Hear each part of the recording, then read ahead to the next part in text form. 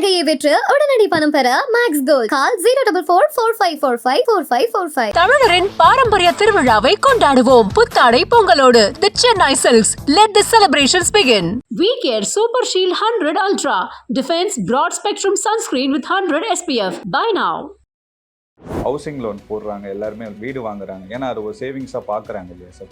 சொந்த வீடு பெஸ்ட்டா இல்லை வாடகை வீடு பெஸ்ட்டா சார்? எல்லாத்துக்கும் சொந்த வீடுன்றது தான் ஒரு அந்தஸ்து. அந்த சொந்த வீடு அமைக்கிறதுக்கு எவ்வளவு கஷ்டங்கிறது அனுபவப்பட்டவங்களுக்கு தான் தெரியும். வாடகை வீட்டுக்கு மினிமம் சாதாரணமாக ஒரு நடுத்தர வர்க்கத்தில் 15,000 இருந்தால் தான் ஒரு சௌரியமான வீட்டில் இருக்கணும். சென்னைன்னுலாம் பார்த்தீங்கன்னாக்கா ஒரு டபுள் பெட்ரூமே 20,000 ரூபாய். ஏப்பா மாதம் நம்ம போய் 20,000 ரூபா கொடுத்து நம்ம வாடகை கொடுக்கறதுக்கு ஏன் நாமளே ஒரு இஎம்ஐ இந்த 20,000 ரூபாய் கட்டக்கூடாது, ஒரு இடத்த வாங்கக்கூடாது? ஆனா அப்படியே நம்ம வீடு வாங்கினாலும் நம்ம சென்னைக்கு அவுட்டர்ல தானே சார் இருக்கட்டும் சார், அவுட்டர்ல இருக்கட்டும். எல்லாத்துக்கிட்டையுமே வாகனங்கள் இருக்கு இல்லையா?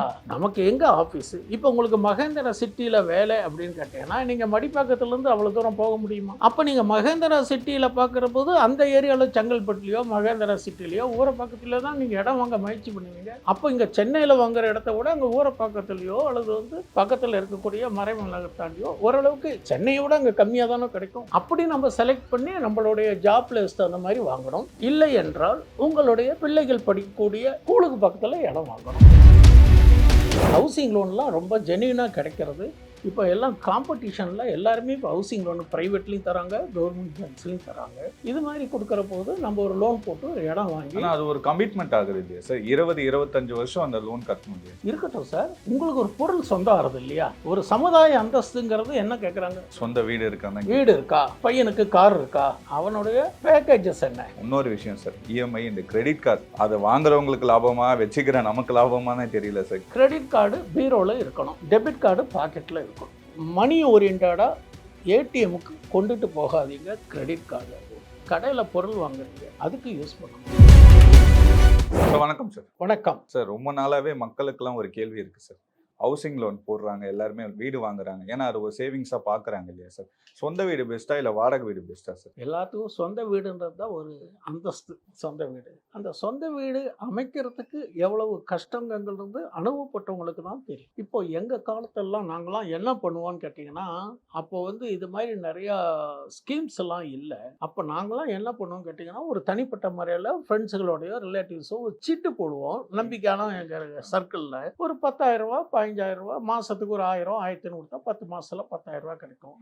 அப்போ 10,000 ரூபாய்க்கு ஒரு 4 சென்ட் 3 சென்ட் இடம் வாங்கின காலம். அதை வாங்கி வச்சுக்கிட்டு நம்மளுடைய ஒரு சர்வீஸ் பேசிஸை வச்சு ஒரு பேங்க்கில் போயிட்டு லோன் கேட்டோம்னா அவன் as per salary, net salary, carry home salary எல்லாம் கால்குலேட் பண்ணி பேலன்ஸ் இருக்கிற சர்வீஸை கணக்கு பண்ணி நமக்கு லோன் கொடுத்தாங்க. இப்போலாம் அது மாதிரியான காலகட்டம் இல்லை. ஏன்னு கேட்டிங்கன்னா, அது மாதிரி குறைவான விலையில இடமும் கிடைக்காது, அப்படியே கிடைச்சாலும் நமக்கு நினைச்ச மாதிரி அமையாது. ரெண்டாவது, நமக்கு வீடு வேணும். வாடகை வீட்டுக்கு மினிமம் சாதாரணமாக ஒரு நடுத்தர வர்க்கத்தில் 15,000 ரூபா இருந்தால் தான் ஒரு சௌரியமான வீட்டில் இருக்கணும். சென்னைன்னுலாம் பார்த்தீங்கன்னாக்கா ஒரு டபுள் பெட்ரூமே 20,000 ரூபாய். அது இல்லாமல் மெயின்டெனன்ஸு. ஏப்பா மாதம் நம்ம போய் 20,000 ரூபா கொடுத்து நம்ம வாடகை கொடுக்கறதுக்கு ஏன் நாமளே ஒரு இஎம்ஐ இந்த 20,000 ரூபாயை கட்டக்கூடாது, ஒரு இடத்த வாங்கக்கூடாது அப்படின்னு நினைவுகள் வருது. நியாயம்தான். பட் அந்த கண்ணோட்டத்தில் பார்க்குற போது நமக்கு வாடகை வீடு சொந்த வீடுக்கு முயற்சி செய்வது என்பது பலனளிக்கக்கூடியதுன்னு ஒரு பக்கம். ஆனா அப்படியே நம்ம வீடு வாங்கினாலும் நம்ம சென்னைக்கு அவுட்டர்ல தானே சார்? இருக்கட்டும் சார், அவுட்டர்ல இருக்கட்டும். இப்போ எல்லாத்துக்கிட்டையுமே வாகனங்கள் இருக்கு இல்லையா? இப்போ எல்லாத்துக்கிட்டையுமே வாகனங்கள் இருக்கு. டவுன் லிமிட்ல, அர்பன் லிமிட்லயும் சரி, ரூரல்லையும் சரி, உங்களுக்கு எல்லாமே உங்களுக்கு வாகன வசதி, உங்களுக்கு கால் டாக்ஸி மற்றும் இதர வாகன வசதிகள் அதிகமாயிடுது. டவுன் டெவலப் ஆகிட்டே இருக்கு. இப்போ பார்த்தீங்கன்னா இன்னும் கொஞ்ச நாளில் எனக்கு தெரிஞ்சு பார்த்தீங்கன்னா வண்டலூர் வரலையும் தான் ஒரு 20 வருஷத்துக்கு முன்னாடி சென்னை இருந்தது. இப்போ பார்த்தீங்கன்னா மகேந்திரா சிட்டி வரலையும் சென்னை போயிடுது. இதுக்கப்புறம் செங்கல்பட்டும் சென்னையும் ஒன்றா ஆகிறதுக்கான ஏன் வாய்ப்புகள் இல்லை? சென்னையே செங்கல்பட்டு வரைக்கும். அப்போ இண்டஸ்ட்ரீஸ் இங்கே போக போக மக்கள் அதை தேடி தானே நம்ம போயிட்டு இருக்கோம். நமக்கு எங்கே ஆஃபீஸ்? இப்போ உங்களுக்கு மகேந்திரா சிட்டியில் வேலை அப்படின்னு கேட்டீங்கன்னா நீங்கள் மடிப்பாக்கத்துலேருந்து அவ்வளோ தூரம் போக முடியுமா? அப்போ நீங்கள் மகேந்திரா சிட்டியில் பார்க்குற போது அந்த ஏரியாவில் செங்கல்பட்டுலையோ மகேந்திரா சிட்டிலையோ ஊரப்பாக்கத்துல தான் நீங்கள் இடம் வாங்க முயற்சி பண்ணுவீங்க. அப்போ இங்கே சென்னையில் வாங்குற இடத்த விட அங்கே ஊரப்பாக்கத்துலையோ அல்லது பக்கத்தில் இருக்கக்கூடிய மறைமலகத்தாண்டியோ ஓரளவுக்கு சென்னையை விட அங்கே கம்மியாக தானே கிடைக்கும். அப்படி நம்ம செலக்ட் பண்ணி நம்மளுடைய ஜாப் பிளேஸ் அந்த மாதிரி வாங்கணும். இல்லை என்றால் உங்களுடைய பிள்ளைகள் படிக்கக்கூடிய ஸ்கூலுக்கு பக்கத்தில் இடம் வாங்கணும். இதுதான் ஒரு இடத்தை தேர்வு செய்யும் முறை. இப்போ நம்ம சாமானியன் வந்து வாடகை வீட்டில் 20,000 கொடுத்து இருக்க முடியாது, இடம் வாங்கணும் அப்படின்னு. இடம் வாங்குறதுக்கு நாம் வந்து கொஞ்சம் டவுனை விட்டு தள்ளி தான் பார்க்கணும்.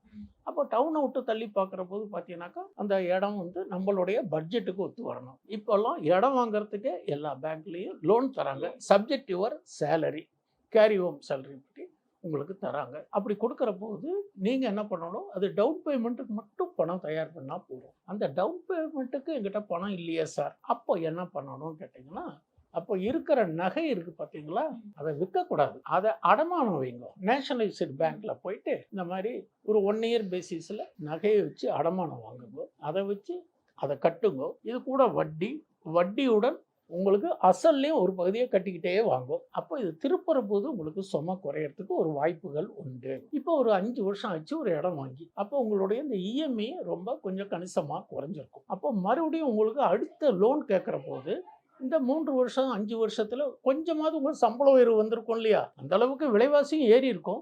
அதில் கொஞ்சம் ரெஸ்ட்ரிக்ட் பண்ணி உங்களுடைய சேலரியில் ஒரு கணிசமாக இன்னும் கூடுதலாக அந்த இஎம்ஐவை எந்த அளவுக்கு நமக்கு இஎம்ஐவை வந்து எக்ஸ்ட்ரா கட்டி முடிக்கிறோமோ அந்த அளவுக்கு நமக்கு தொலைநோக்கு பார்வையில் ஆதாயம். நாங்களாம் வீடு கட்டுற போது 13% ஹெச்டிஎஃப்சி லோனும் ஸ்டேட் பேங்கு அப்போது அதுக்கும் ஒரு 2 ரூபா தான் வித்தியாசம். நான் சொல்கிறது 90 to 93. இப்போ பார்த்தீங்கன்னாக்கா ரொம்ப குறைஞ்சிருக்கு. இப்போ இந்த வருஷத்துலேயே கிட்டத்தட்ட 50 பைசா குறைஞ்சிருக்கு. இப்போ உங்களுக்கு ஹவுசிங் லோன்லாம் ரொம்ப ஜென்யூனாக கிடைக்கிறது.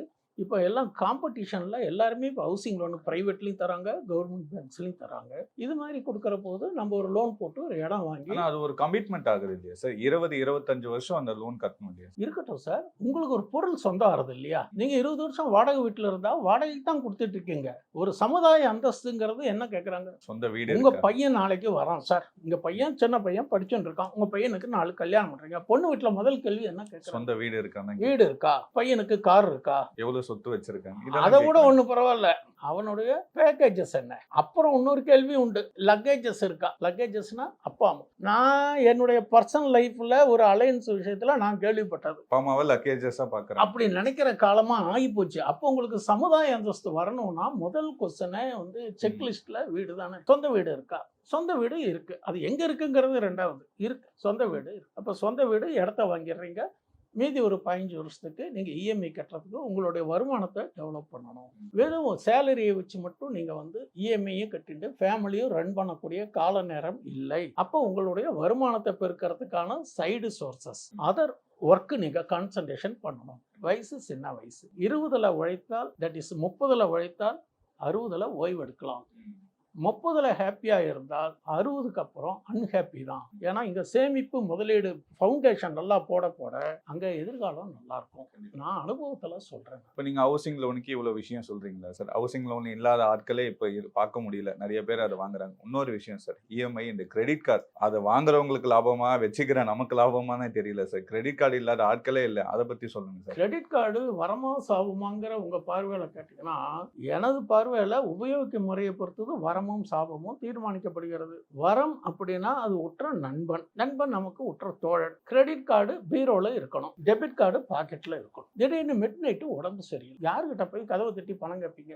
ஒரு ஆட்டோ ஃபேர் கொடுக்கணும், ஒரு ஹாஸ்பிட்டல் ஃபீஸ் கட்டணும், திடீர்னு எடுத்தோம்னா அட்வான்ஸ் ஏதோ ஒரு சில ஆயிரங்கள் கட்டணும், ஏதோ ஒரு டோக்கனாவது நம்ம கட்டணும் இல்லையா? அப்புறம் வெடிச்சு தானே நம்ம புரட்ட போகணும், யார்கிட்டயாவது கேட்கணும், இல்லை வேற ஏதாவது பேங்க்ல போய் பிளட்ஜிங் பண்ணணும், இருக்கிற நகையை ஒன்றோட வச்சிருக்கிறத வயிற்று கட்டி வாங்கிட்டு வச்சு ஆரம்பி. நம்மள சாமானியன் தானோ சார். அப்போ சாமானியனுக்கு வழிக்கு வந்து கிரெடிட் கார்டு யூஸுங்கிறது ஒரு என்னை பொறுத்தவரையிலையும் பார்வையில் வரம். ஆனால் இருக்கிற இடத்த பொறுத்து, எப்போ தேவையோ அப்போ தான் எடுக்கணும், பீரோவில் இருக்கணும். பாக்கெட்டில் டெபிட் கார்டு வச்சுக்கோங்க. பாக்கெட்டில் டெபிட் கார்டாக உங்கள்கிட்ட இருக்கிற பணத்தை தானே செலவு பண்ண போகிறீங்க. கிரெடிட் கார்டு இல்லாத பணத்தை வச்சு செலவு பண்ண போகிறீங்க. ஆனால் குறிப்பிட்ட நாளில் அது கட்டணும். கூடுமானவர்கள் இந்த மாதம் யூஸ் பண்ணணும்னா இன்ஸ்டால்மெண்ட்டை தவிர்த்துருங்க. என்ன ஆக்சுவல் யூட்டிலைசேஷனோ அது ஃபுல்லாக என்டையராக கட்டிடுங்க. இந்த வகையில் பார்த்தீங்கன்னாக்கா கிரெடிட் கார்டு ரொம்ப யூஸ்ஃபுல்லாக இருக்கும். இப்போ கிரெடிட் கார்டு பார்த்தீங்கன்னா நம்ம அனாவசியமாக அதை யூஸ் பண்ண மாட்டோம் சார். இப்போ நம்ம ஒரு மூவி டிக்கெட் புக் பண்ணுறோன்னு வச்சுக்கோங்க சார், அதில் நம்ம இந்த கிரெடிட் கார்டு யூஸ் பண்ணோம்னா ஒரு 15% டிஸ்கவுண்ட் கொடுப்பாங்க. இல்லை நம்ம ஒரு ஃபோன் வாங்குறோம்னா இப்போ ஒரு ஹெச்டிஎஃப்சி கார்டு வச்சிருக்கோன்னு பார்த்தீங்கன்னா ஒரு 20% டிஸ்கவுண்ட் கொடுக்குறாங்க. அதுக்காக தான் நம்ம அந்த கிரெடிட் கார்டை யூஸ் பண்ணணும் சார். நம்ம அதை யூஸ் பண்ணணும்னு நினைக்கலனால நம்மளை யூஸ் பண்ண வைக்கிறாங்க இல்லையா? இதெல்லாம் ஊக்குவிக்கிறது தான். இதில் 2 விஷயம் பார்க்கணும். கிரெடிட் கார்டு டிரான்சாக்ஷன் ஆகிறத அந்த கொடுக்கப்பட்ட நிறுவனத்துக்கு ஒரு பக்கம் பலன் டிரான்சாக்ஷன் ஆகுது, இன்னொரு பக்கம் விநியோகஸ்தர் இருக்காங்க இல்லையா, ஃப்ரான்ச்சைஸ், அவங்களுக்கும் பிரயோஜனம். நமக்கு எப்படி பிரயோஜனமோ அதை வச்சு தான் நாம் ஹேண்டில் பண்ணணும். இலவசம் கொடுக்குறாங்கன்ட்டோ ரிவார்டு கொடுக்குறாங்கன்ட்டோ போய் ஒன்று செய்யக்கூடாது. ஃப்ளைட் டிக்கெட்டு கூட இன்னைக்கு நம்மளுக்கு கிரெடிட் கார்டுனா ரிவார்டு இருக்குது. இதை பொறுத்த வரலையும் நாம் பயன்படுத்துகிற விதத்தில் தான் இருக்குது. கிரெடிட் கார்டை பொறுத்த வரலையும் என்னுடைய பார்வையில் பார்த்தீங்கன்னாக்கா அந்தந்த மாதத்துக்கு டியூ லேப்ஸ் ஆகாமல் கட்டுறவர்களையும் ஒரு நண்பன். ஒரு நாள் கட்டினாலும் அதுக்கு பெனால்ட்டி வரும். அந்த ஒரு மாதத்தை ஏதோ ஒரு காரணத்தில் வேற ஒரு முக்கியமான காரணத்தில் கட்ட முடியலன்னா நீங்கள் நம்ம பெனால்ட்டி கட்டுறதுக்கும் தயாராக இருக்கணும். 2, 3வது கூடுமானவர்களையும் மணி ஓரியன்டாக ஏடிஎம்முக்கு கொண்டுட்டு போகாதீங்க. கிரெடிட் கார்டு கடையில் பொருள் வாங்குறீங்க, அதுக்கு யூஸ் பண்ணுங்க. இப்போ நான்லாம் ஒரு டிஸ்ட்ரிக்ட் ட்ரான்ஸ்ஃபர் ஆச்சு. எங்களுடைய முன்ஊதிய சான்றிதழ் அப்படிங்கிறது புது இடத்துக்கு வரத்துக்கு அந்த காலத்துலாம் இமெயில் வசதியெல்லாம் கிடையாது. அப்போ நான் கிரெடிட் கார்டு வச்சுருந்தேன். நான் உபயோகிக்கும் முறை என்னன்னு கேட்டிங்கன்னா, கேஷ்க்கு யூஸ் பண்ண மாட்டேன். மளிகை சாமானை வாங்குறது, இந்த மாதிரி மார்க்கெட்டுக்கு போகிறது, இந்த மாதிரி இதுக்கெல்லாம் தான் நான் கிரெடிட் கார்டை யூஸ் பண்ணுவேன். அந்த சம்பளம் வந்த உடனே முதல்ல இதில் என்ன இருக்கோ அதை கட்டிடுவேன். அவ்வளோதான் நான் கிரெடிட் கார்டை யூஸ் பண்ணுவேன். கிரெடிட் கார்டு நம்ம எல்லாரும் வச்சுக்கிறது ஒரு வகையில் நல்லது தான், ஆனால் உபயோகிக்கிற முறையில் ரெஸ்ட்ரிக்ஷன் பண்ணணும். இந்த கிரெடிட் ஸ்கோருக்காக நாங்கள் கிரெடிட் கார்டு யூஸ் பண்ணுறோன்ற மாதிரி விஷயங்கள்லாம் சொல்கிறாங்களே, அதில் டிரான்சாக்ஷன் வச்சுதான் எனக்கு கிரெடிட் ஸ்கோர் ஏறுன்ற மாதிரி சொல்கிறாங்க. சார், உங்களுக்கு கிரெடிட் ஸ்கோர்ஸுங்கள ஒரு நாமில் ஒரு 700 பாயிண்ட்டை வச்சுட்டாங்க. நீங்கள் அதை அப்படியே மெயின்டைன் பண்ணல. அது எதுக்கு இன்க்ரீஸ் பண்ணணும்னு நினைக்கிறீங்க? அப்போ தான் ஒரு லோன் வாங்க முடியும். சார், உங்களுக்கு 700 இருந்தாலே உங்களுக்கு லோன் தராங்க. 700க்கு மேலே நீங்கள் எவ்வளோ இருந்தாலும் ஒன்று தான். பட் உங்களுடைய ஏற்கனவே எங்கேயாவது ஒரு லோன் வாங்கியிருக்கீங்க, அது கொஞ்சம் ஓவர் டியூ ஆகிடுது. ஏதாவது ஒரு கோல்டு லோன் வாங்கியிருக்கீங்க, இல்லை ஆக்ஷன் வருமா இருந்ததுன்னா உங்களுக்கு அதனுடைய ஒரு நெகட்டிவ் இம்பேக்ட் இந்த சிபில் ஸ்கோரில் தெரிவிக்கும். அப்போ அது மறுபடியும் பூஸ்ட் பண்ணுறதுக்கு கிரெடிட் கார்டை யூஸ் பண்ணி கொஞ்சம் கொஞ்சமாக பாயிண்ட்டை ரைஸ் பண்ணி அந்த 700க்கு கொண்டு வரத்துக்கு இது ஒரு சப்போர்ட்டிங் டூலாக வச்சுக்கோங்க. ஆனால் ஃபுல்லாக கிரெடிட் கார்டு அவசர தேவைக்கு மட்டும்தான் நம்ம உபயோகிக்கணுங்கிறது ஆரோக்கியமானது. இந்த இஎம்ஐ இல்லாத ஆட்களே இல்லை சார். நமக்கு அந்த பொருள் தேவையா தேவையில்லையாலாம் பார்க்கல. ஆஃபரில் வந்தால் நம்ம இஎம்ஐ போட்டு வாங்குறோம். அவங்களுக்கு ஒரு அட்வைஸ்னா என்ன கொடுப்பீங்க? சார், என்னுடைய கருத்து என்ன கேட்டிங்கன்னா, முன்னெல்லாம் மாதம் தேவைன்னா சாமான் லிஸ்ட்டு எழுதி போய் கிச்சனில் என்னென்ன பொருட்கள் இருக்குன்னு பார்த்து இல்லாததான் எழுதின்னு போவோம். இடையில இப்போ டிபார்ட்மெண்டல் ஸ்டோர் வந்த உடனே என்னாச்சு, வீட்டுக்குள்ளே என்ன இருக்குன்னு பார்க்கறது கிடையாது. ட்ராலியை தள்ளிகிட்டே போகிறோம். தள்ளிகிட்டே போயிட்டு கண்ணில் பட்டதெல்லாம் வாங்குகிறோம். அதில் எங்கேயாவது தெரியாமல் ஒரு ஆஃபர்னு ஒரு வார்த்தையை பார்த்துட்டோன்னா நமக்கு இருக்கிற அளவில்லாத சந்தோஷம். 2 வாங்கினா 1 ஃப்ரீ எடுங்க அப்படிம்பாங்க. அதே பொருள் வீட்டில் இருக்கும். அந்த 2 வாங்கினா 1 ஃப்ரீனா அப்போ 3க்கும் எக்ஸ்ட்ரா ஒரு செலவு. 1 தானே ஃப்ரீ, 2க்கு நீங்கள் காசு கட்டணும். அப்போ அது கூடுதல் செலவு. அந்த பொருள் வீட்டில் இருக்கா இல்லையான்னு நம்ம சிந்திக்க முடியாது. அப்போ தேவைக்கு மீறி ஒரு பொருளை வாங்குறோம். அப்போ தேவைக்கு மீறி ஒரு பொருளை வாங்குற போது அது நியர்பை எக்ஸ்பீரியா இருந்ததுன்னா இதைத்தான் நம்ம யூஸ் பண்ணுவோம். வீட்டில் இருக்கிற பொருள் ஏற்கனவே வாங்கினது அது வேஸ்ட் ஆகிடும், அது தூக்கி போடுவோம். அதனால இருக்கிற பொருள் என்ன இல்லைங்கிறத பார்த்துட்டு வாங்குறது ஆரோக்கியம். அது ஒரு எக்கனாமிக் மணி மேனேஜ்மெண்ட்டுன்னு கூட சொல்லலாம். மணி மேனேஜ்மெண்ட்டுக்கு கொடுத்தாலே நான் 1 மணி நேரம் பேசலாம். அவ்வளோ விஷயங்கள் இருக்குது. மணி மேனேஜ்மெண்ட்டுங்கிறது ஒரு பெரிய சமாச்சாரம். டே டு டே லைஃப்பில் ஒரு சாமானியன் எப்படியெல்லாம் பிளான் அடுத்த முறை வாய்ப்பு கிடைக்கிற போது ஒரு சாமானியன் எப்படி லைஃப்பை ரன் பண்ணுறதுக்கு எப்படி மணி மேனேஜ்மெண்ட்டை மெயின்டைன் பண்ணணும்னு ஒரு பதிவு சொல்லலாம். அப்போ நான் டீட்டெயிலாக சொல்கிறேன். இப்போ சுருக்கமாக சொல்லிடுறேன். அப்போ தேவையான பொருட்களை நீங்கள் வாங்குற போது தேவையானது வாங்குற போது தான் தேவையான செலவு பண்ண போகிறோம். அப்போ ஆஃபர்னு பார்த்துட்டு வாங்குற போது இந்த மாதிரி மைண்டை டைவெர்ட் பண்ணும். அப்போ அதெல்லாம் குறைச்சிக்கிட்டு ஆக்சுவலாக என்ன தேவையோ அதை போய் வாங்குங்க. அதுக்கு உண்டான இது கையில் டெபிட் கார்டை யூஸ் பண்ணுங்க. இல்லை கிரெடிட் கார்டை யூஸ் பண்ணினால் உடனே அந்த டியூ டேட்டு ஸ்டேட்மெண்ட் வந்தோடனே அந்த டியூ டேட்டுக்கு முன்னால் உங்களுடைய அவுட்ஸ்டாண்டிங்கை செட்டில் பண்ணுங்க. இல்லை சார், அது தவணை முறையில் வந்திருக்கு, நான் கொஞ்சம் கொஞ்சமாக கட்டிக்கிறேனாலும் அதுக்கு இன்ட்ரெஸ்ட்டும் வரும். அந்த குறிப்பிட்ட 53 நாளோ ஏதோ சம் டேஸ் ஒவ்வொரு மினிமம் டியூன்னு ஒன்று கட்ட மினிமம் டியூன்னு இருக்குது. அதை நீங்கள் கட்டுறீங்கிற போது உங்களுக்கு வாங்கியிருக்கிறக்கான 5000 ரூபாய்க்கு ஒரு பொருள் வாங்குறீங்க, மினிமம் டியூ 500 ரூபான்னு கொஞ்சம் மீதி 4500 சும்மாவா தருவாங்க. அதுக்கு வட்டி வரும்ல. அந்த வட்டி ஏற போது அடுத்த மாதம் உங்களுக்கு சமாதானம் சேரவு கூடுமாலும் அந்த ஹேபிட்டை வச்சுக்க கூடாது. கிரெடிட் கார்டு தோல்கிறது என்னுடைய. நான் நிறைய விஷயங்கள் இன்னைக்கு ஷேர் பண்ணீங்க sir. Home loan, credit card, EMI பற்றி எல்லாம் நம்ம பேசணும். இது மூலமா மக்களுக்கு இது ரொம்ப யூஸ்ஃபுல்லாக இருக்கும் நம்புவோம் சார். ரொம்ப நன்றி சார். தேங்க்யூ. உங்கள் தங்க நகையை விற்று உடனடி பணம் பெற மேக்ஸ் கோல்ட். கால் 04445454545. தமிழரின் பாரம்பரிய திருவிழாவை கொண்டாடுவோம் புத்தாடை பொங்கலோடு. The Chennai Silks. Let the celebrations begin. We Care Super Shield 100 Ultra. Defense Broad Spectrum Sunscreen with 100 SPF. Buy now.